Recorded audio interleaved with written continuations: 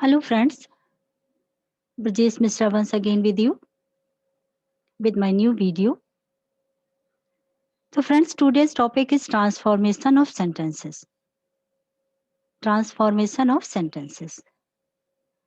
Friends, this kind of the transformation in competitive exams, board exam, 10th, 12th level exam, bank competitive exams always includes. मैं यहाँ पर जो topic discuss करूंगी वो transformation के बारे में है जो हमारे 10th 12th बोर्ड की एग्जाम्स होते हैं और जो भी कॉम्पिटिटिव एग्जाम्स होते हैं उन सभी में इस तरह से ट्रांसफॉर्मेशन पूछा जाता है। तो फ्रेंड्स टाइम नहीं गंवाते हैं, देख लेते हैं हमारा टॉपिक जो है वो ट्रांसफॉर्मेशन के बारे में है। ट्रांसफॉर्मेशन ऑफ सेंटेंसेस होता क्या है? फ्रेंड्स कभी होता है कि हमें अफर्मेटिव सेंटेंस को नेगेटिव में चेंज करना होता है, कभी हमें आंसर्स को क्वेश्चंस में चेंज करना होता है और कभी हमें इंटेरोगेटिव सेंटेंस बनाना होता है, कभी नेगेटिव और कभी एक्सक्लेमेटरी सेंटेंसेस। तो इसी प्रक्रिया को हम ट्रांसफॉर्मेशन कहते हैं, अगर हम आसान भाषा में समझना चाहें तो। तो चलिए देख लेते हैं कैसे करते हैं। हम बहुत डिटेल में, बहुत ही ईज़ीएस्ट वे में आपको समझाने की कोशिश करेंगे। तो चलिए आइए अपनी क्लास शुरू करते हैं। Change of affirmative into negative. कोई भी सेंटेंस जो पॉजिटिव है, असर्टिव है, आई मस्ट से अफर्मेटिव है या, तो हम उसे कैसे नेगेटिव में चेंज करेंगे? नेगेटिव मतलब नहीं। हाँ वाला सेंटेंस ना में किस तरह से परिवर्तित किया जाता है इसके बारे में बात हो रही है। चलिए देखते हैं। तो प्रोसेस क्या होगा? इसका प्रोसेस क्या होगा? इसकी प्रिंसिपल क्या है? किन नियमों को हम फॉलो करेंगे वो भी बताते देख लेते हैं। If we have helping verbs like is, am, are, was, were, has, have, will, then we can use only not. So simple. Try to find out where is the helping verb they have used. Put the not there. You write the sentence. This is the thing you should do only. आपका sentence negative में convert हो जाएगा। लेकिन इसमें देखना क्या है कि आपको ध्यान देना है कि हेल्पिंग वर्ब आप पहचानते हैं। अगर आप हेल्पिंग वर्ब पहचानते हैं तो बहुत इजी है, बहुत ही इजी है आपको सेंटेंस को नेगेटिव में चेंज करना। कैसे? He is a farmer, I am a singer, he is not a farmer, I am not a singer. इसमें एम हेल्पिंग वर्ब था, उधर फर्स्ट वाले में इज था। So easy.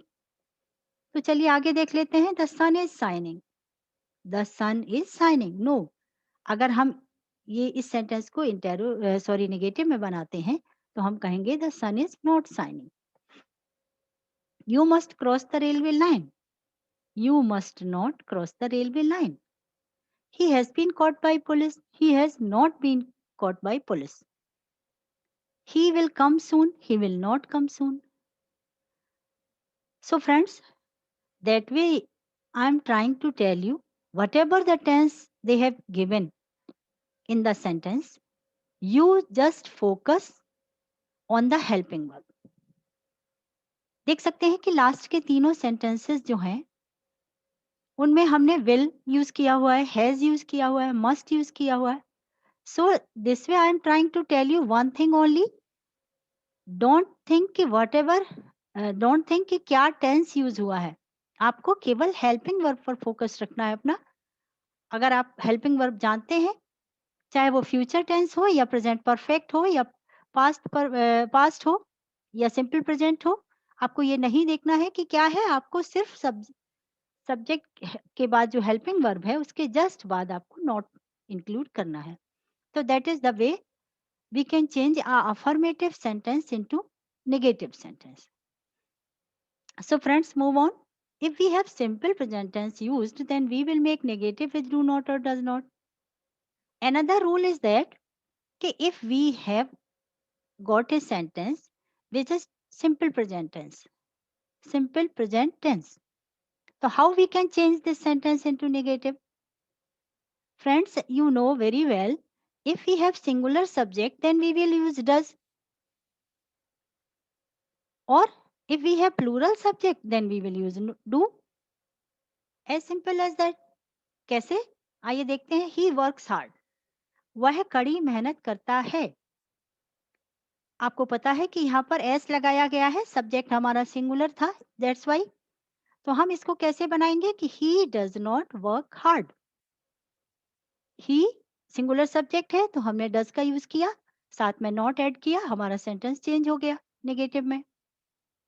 They take exercise daily, they take exercise daily. They यहाँ पर plural subject है, that's why we have to use here do. So what we will say, they do not take exercise daily. They do not take exercise daily. They is the plural subject. That's why we have to use here do. Singular subject we have to use does. So does not or do not is the way we can change our sentences from simple present to negative. Negative formation of simple present tense. चलिए friends आगे देख लेते हैं. If we have simple past, then what we will do? We will change in negative with did not and first form of the verb. Friends, if we have simple past tense sentence, then we have to change our sentence which way? Using did not with the first form of the verb. Make sure once again in your mind that if we are using did, always we will use first form of the verb. Why? Do, did, done itself, did is itself past tense. So two times in a single sentence we can't use past tense. See the sentence. We won the match. We won the match. हमने match जीता. Second form of the verb use हुआ है. That's why you can identify easily this is the simple past tense sentence. So we have to use here what? Did. We did not win the match.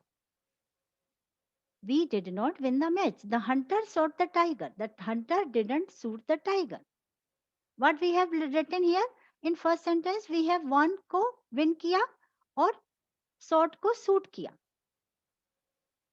Friends, just I am telling you one thing. If we are using did, make sure you are using first form of the verb.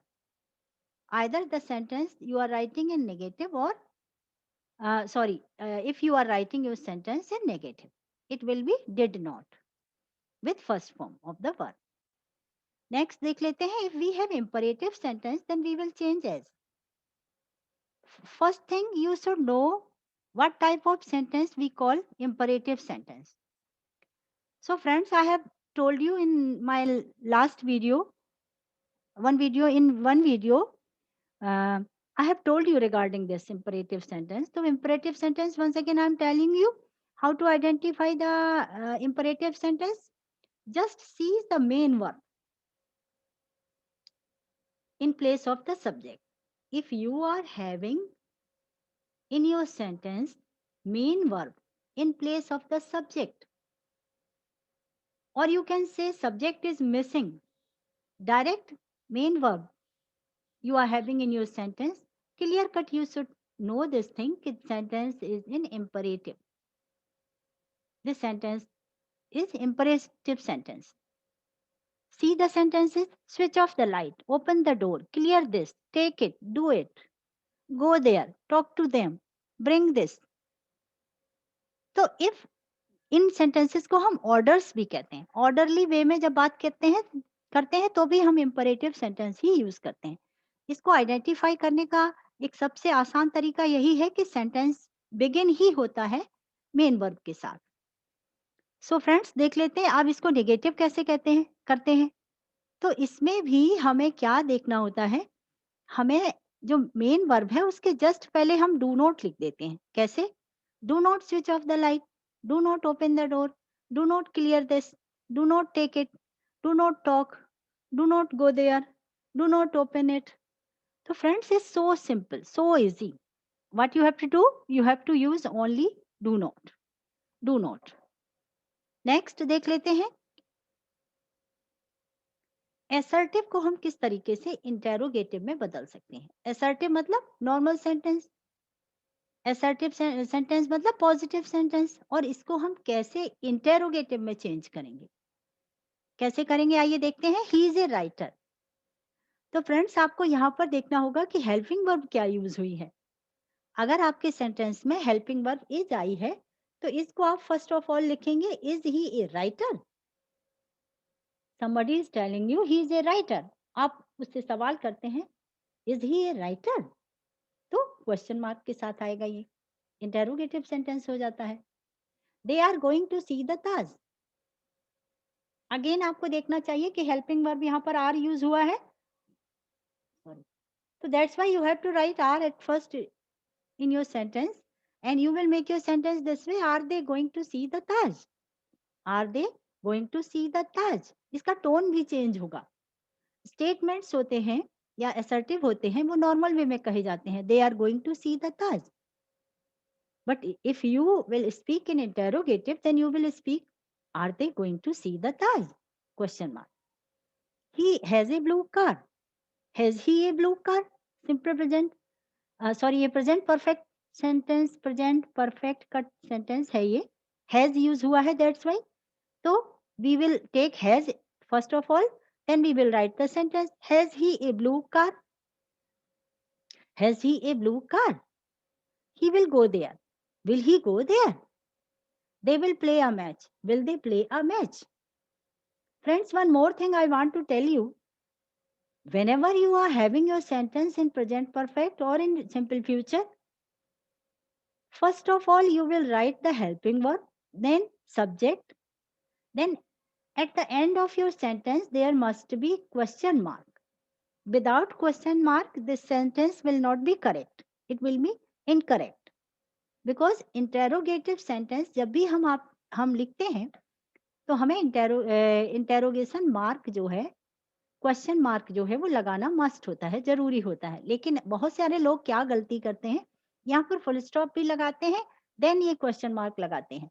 तो friends मैं आपको बताना चाहूंगी कि punctuation के हिसाब से जो राइटिंग के नियम हैं हमारी अंग्रेजी भाषा लिखने के लिए, तो उसमें ये रॉन्ग है, ये इनकरेक्ट होता है अगर आप फुल स्टॉप लगाने के बाद क्वेश्चन मार्क यूज करते हैं, आपको डायरेक्ट क्वेश्चन मार्क ही यूज करना है। चलिए आगे चलते हैं। If we have a answer to give the question, if we are having a answer as a sentence, how we can change the sentence in question. See, my mother is ill, how is your mother, he was in school, where was he, the principal is in the office, where is the principal, the child broke the glass, what did the child break, Agra is known for Taj, what is Agra known for।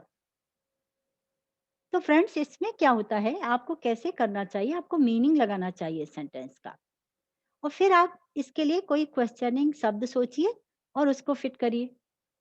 कई बार exams में underline भी होता है, कोई एक word को वो underline करके उसके अकॉर्डिंग आपको क्वेश्चंस बनाने के लिए कहते हैं। तो आपको देखना चाहिए कि सामान के बारे में बात है, कि स्थान के बारे में बात है, या सब्जेक्ट के बारे में बात है, उसके अकॉर्डिंग आप क्वेश्चनिंग वर्ड्स यूज करेंगे। जैसे आप देखिए थर्ड सेंटेंस है, the principal is in the office, तो the person who want question from you is not interested how principal is, but he is interested where is he, है ना, वो इस समय कहाँ है, तो वो बताने के लिए हमने यहाँ पर वेयर यूज किया है, तो वेयर इज द प्रिंसिपल, तो आप उसके अकॉर्डिंग ही क्वेश्चनिंग वर्ड्स का इस्तेमाल करेंगे। नेक्स्ट मूव करते हैं, if we have yes and no type answers to make the questions, then yes I am a doctor, no he has no house in the city. तो friends sometimes we are having the answer as an yes no form, yes और no, हाँ या नहीं के साथ हमें answer उपलब्ध होता है सेंटेंस के तौर पे, और हमको इसे इंटेरोगेटिव में कन्वर्ट करना होता है। तो हम कैसे करेंगे, yes I am a doctor, are you a doctor. जब आपसे कोई ये प्रश्न करेगा कि are you a doctor, then only you can answer yes I am a doctor, so you have to write are you a doctor. Next देख लेते हैं, no he has no house in the city. If somebody is asking has he a house in the city, क्या शहर में उसके पास कोई घर है, then only this answer will be fit here, no he hasn't house in the city, he has no house in the city। तो friends आपको देखना चाहिए कि अगर यहाँ पर जहाँ भी सिंपल प्रेजेंट टेंस है, वहाँ पर इज़, आर, एम से आप क्वेश्चन पूछेंगे। और अगर आपका प्रेजेंट परफेक्ट टेंस यूज़ हुआ है आपके आंसर में, तो प्रेजेंट परफेक्ट के आधार पे पूछेंगे। अगर पास्ट परफेक्ट यूज़ हुआ है, तो पास्ट परफेक्ट के आधार पे पूछेंगे। अगर आपका सिंपल पास्ट यूज़ हुआ है सेंटेंस में, तो आप सिंपल पास्ट के हिसाब से हेल्पिंग वर्ब लगाएँगे। तो try to identify the tense according that you will change your sentence. Next करते हैं assertive into exclamatory sentences. Some assertive sentences, if you are given in your exam, how you will change in exclamatory sentences? Exclamatory sentences के बारे में मैंने आपको sentences के topic वाले video में बताया था कि एक्सक्लेमेटरी जब कोई भी स्ट्रॉन्ग फीलिंग एक्सप्रेस करनी होती है, तब हम उसको यूज करते हैं। कोई भी स्ट्रॉन्ग फीलिंग, या तो खुशी की, या तो दुख की, या आश्चर्य की, जो इस तरह के भाव होते हैं, उनको दर्शाने के लिए एक्सक्लेमेटरी सेंटेंसेस लिखे जाते हैं। कैसे? असर्टिव में जो सेंटेंस कहा जाएगा, your son is clever. So simple, somebody is saying your son is intelligent, your son is clever. But if we have to highlight, or you have to show this is the strong feeling कि you are surprised to see his son is clever, then you will speak that way. How clever your son is, how clever your son is. So surprisingly you will say, just you are trying to tell that person कि his son is very clever, but you are not saying simply, you are saying strong with your you are telling the sentence with strong emotions. That's why you are saying how clever your son is, that way. And exclamatory mark, exclamation mark होता है, ये sentence के last में use करेंगे, और without full stop. I am just reminding you, as I have told you earlier, never you will use here full stop, then you will use exclamatory mark. No, you have to use direct exclamation. He is a nice man. He is a nice man. What a nice man he is. What a nice man he is. यहाँ पर ये what जो use हुआ है, ये question नहीं है, ये इमोशन को स्ट्रांगली व्यक्त करने का तरीका है। That's why they have saying here what a nice man he is. They played so well. They played so well. How well they played. How well they played. He has a beautiful car. Simply somebody is telling you he has a beautiful car. उसकी car बहुत सुंदर है. But with strong emotion, with strong emotion, what you will say? What a beautiful car he has. What a beautiful car he has. She dances beautifully. How beautifully she dances. This is a very happy day. What a happy day this is. We have lost the match. Alas, we have lost the match. Alas, alas is the way to explain sadness. है ना, उसे दुख है इस बात का कि उसने मैच हार गया, वो मैच में हार गया। तो फ्रेंड्स आपको ये देखना चाहिए, एक्सक्लेमेटरी जो सेंटेंसेस होते हैं, उनको बिल्कुल अलग तरीके से यूज किया जाता है। मोस्टली इनमें शब्द यूज होते हैं how, what, but sometimes wow, hurray, alas, इस टाइप के वर्ड्स भी यूज होते हैं। केवल आपको ध्यान ये रखना है, जब भी आप नॉर्मल सेंटेंस को एक्सक्लेमेटरी में बदल रहे हैं, कि स्ट्रॉन्ग फीलिंग्स के साथ ये हमें क्वेश्चनिंग वर्ड्स यूज करने हैं, और लास्ट में एक्सक्लेमेशन का जो मार्क है वो भूलना नहीं है, और इसको यूज करना है विदाउट फुल स्टॉप। तो फ्रेंड्स मैं आपसे रिक्वेस्ट कर रही हूँ कि हमारे वीडियोस को ज़्यादा से ज़्यादा लाइक करिए, शेयर करिए दूसरों के साथ, चैनल को सब्सक्राइब करिए, ये हमें बहुत स्ट्रेंथ देता है। और मैं आपसे कहूँगी कि आज का सेशन यहीं पर कंप्लीट होता है। हमें बताइए कि आपको किस तरह की वीडियोस चाहिए, और कौन सा टॉपिक आपको टफ लगता है। I will try to help you. Thank you for this session.